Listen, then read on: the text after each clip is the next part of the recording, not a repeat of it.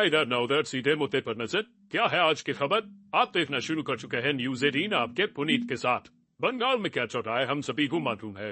लोगों में वहां की सरकार को लेकर भी कहीं न कहीं गुस्सा बना हुआ है, खासकर तब जब सरकार में रहते हुए भी ममता बनर्जी इंसाफ की मांग करते हुए खुद सड़क पर उतर आई उसके बाद से। दरअसल कोलकाता के आर्जिकर मेडिकल कॉलेज में ट्रेनी डॉक्टर से रेप और फिर उसकी हत्या के मामले में लगातार कुछ न कुछ अपडेट सामने आ रहे। सीबीआई पूरे मामले की जांच अपने हाथ में ले चुकी है और कई लोगों से लंबी पूछताछ का क्रम भी लगातार चल रहा है। इस बीच मंगलवार को सुप्रीम कोर्ट ने भी न केवल मामले पर संज्ञान लिया, बल्कि मामले में बंगाल की सरकार पर भी कई सवाल उठाए और कड़ी टिप्पणियां की। क्या कहा कोर्ट ने ये तो बताएंगे, लेकिन दूसरी तरफ एक नया घटनाक्रम भी हुआ और जो हुआ वो अब सियासी गलियारों में खूब चर्चा बटोर रहा है। सवाल है कि क्या ममता सरकार को बर्खास्त किया जा सकता है? क्या वहां पर राष्ट्रपति शासन लगाया जा सकता है? दरअसल मेडिकल कॉलेज में जो घटना हुई उसके बाद पूरे देश में गुस्सा और प्रदर्शन दोनों का दौर जारी है। डॉक्टर्स भी प्रदर्शन पर हैं। इस मामले में राज्यपाल पूरी नजर बनाए हुए है और न केवल नजर बनाए हुए है बल्कि काफी एक्टिव भी है। बंगाल के राज्यपाल सीबी आनंद बोस ने 15 अगस्त को आर्जिकर मेडिकल कॉलेज पहुंचकर न केवल घटनास्थल का जायजा लिया था, बल्कि उन्होंने प्रदर्शन कर रहे डॉक्टर्स को न्याय दिलाने का भरोसा भी दिया था। इसके बाद राज्यपाल बोस ने कहा कि मैं पीड़ित परिवार से मिलना चाहता हूं, मैं उनके साथ हूं और हर संभव मदद के लिए तैयार हूं। उन्होंने कहा कि पुलिस और हेल्थ दोनों विभाग किसके हाथ में, यदि सीएम के हाथ में है तो ये उनका फेलियर है। इतना ही नहीं, एक और टिप्पणी उनकी तरफ से आई जिसमें उन्होंने कहा कि कोलकाता का आर्जिकर सिर्फ टिप ऑफ द आइसबर्ग है। पूरे पश्चिम बंगाल का हालत खराब है। पश्चिम बंगाल एक सॉफ्ट स्टेट बन चुका है। आईबीडी 19 अगस्त को राष्ट्रपति शासन के बारे में जब उनसे सवाल किया गया तो उन्होंने कहा कि राष्ट्रपति शासन के बारे में मैं कुछ बोल नहीं सकता, लेकिन अपनी बात तो मैं रखूंगा ही और सही जगह पर रखूंगा। राष्ट्रपति से क्या कहूंगा ये मैं बाहर नहीं कह सकता।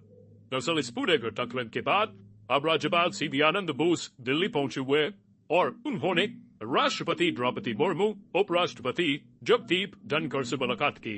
गृह मंत्री अमित शाह और जेपी नड्डा से भी वे मिले। इसके बाद यह कयास या तहिया कले लगानी शुरू हो गई कि क्या ममता सरकार खतरे में आती है? क्या राज्य में राष्ट्रपति शासन लगाया जा सकता है, जिसकी भूमिका तैयार करने में राज्यपाल लगे हुए? वैसे राज्यपाल कह रहे हैं कि कोलकाता के रेप केस और लॉ एंड ऑर्डर को लेकर उन्होंने एक रिपोर्ट भी तैयार कर ली है। अब कानून को समझने वाले इस एक इशारे के तौर पर मान रही है। वैसे बता दें कि अगर किसी भी राज्य के राज्यपाल को ये लगता है कि प्रदेश में कानून व्यवस्था ठीक नहीं चल रही है तो वो उसको लेकर एक रिपोर्ट राष्ट्रपति और केंद्र सरकार को भेज सकते हैं। इसके बाद केंद्र सरकार की सलाह पर राष्ट्रपति के पास दो विकल्प भी होते। पहला ये कि वो कानून व्यवस्था अपने हाथ में लेने और दूसरा प्रदेश में राष्ट्रपति शासन लगा दिया जाए। वैसे संविधान के भाग 18 के आर्टिकल 355 में इस बात का जिक्र है कि केंद्र सरकार बाहरी आक्रमण और आंतरिक अशांति से किसी भी राज्य की रक्षा के लिए कानून व्यवस्था अपने हाथों में ले सकती है। इसके अलावा आर्टिकल 365 कहता है कि जो किसी राज्य में कानून व्यवस्था पूरी तरह से फेल हो जाए तो राष्ट्रपति अपनी शक्तियों का इस्तेमाल करके वहां पर राष्ट्रपति शासन भी लगा सकते हैं।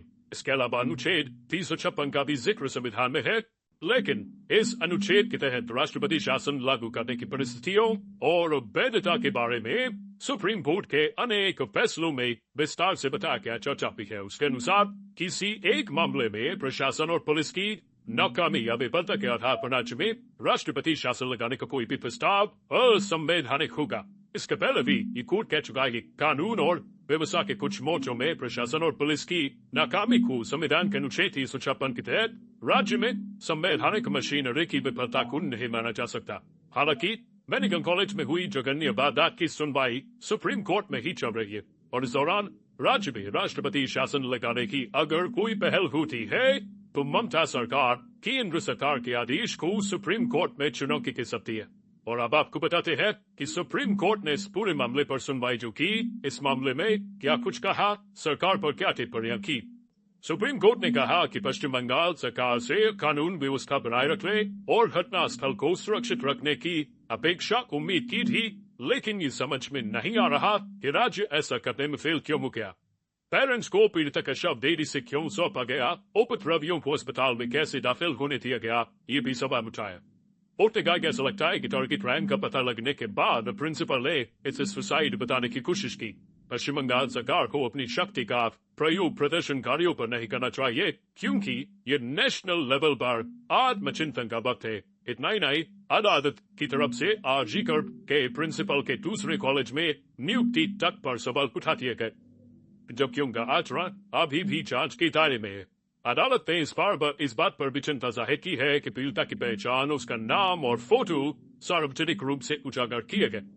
डॉक्टर से रेप और हत्या के मामले में ममता सरकार पहले ही कटघरे में थी। सुप्रीम कोर्ट की टिप्पणी के बाद आम लोगों में ममता सरकार के खिलाफ गुस्सा और बढ़ सकता है। वैसे इस घटना के बाद अब बंगाल से ही आने वाले मशहूर क्रिकेटर भी सड़क पर उतरेंगे। सौरभ गांगुली अपनी पत्नी डूना गांगुली के साथ कोलकाता में विरोध प्रदर्शन करेंगे। इससे पहले सोमवार रात पूर्व भारतीय क्रिकेट कप्तान सौरभ गांगुली ने एक्स पर अपने प्रोफाइल फोटो की जगह इसे ब्लैक कर दिया था, काला कर दिया था। दरअसल उन्होंने कोलकाता मर्डर रेप केस के विरोध में अपनी फुल प्रोफाइल फोटो को ब्लैक कर दिया था। चलिए अब जल्दी से ये भी जान लेते हैं कि राष्ट्रपति शासन कितने दिन तक लगाया जा सकता है। तो केंद्र के पास 6 महीने तक राष्ट्रपति शासन लगाने का अधिकार है।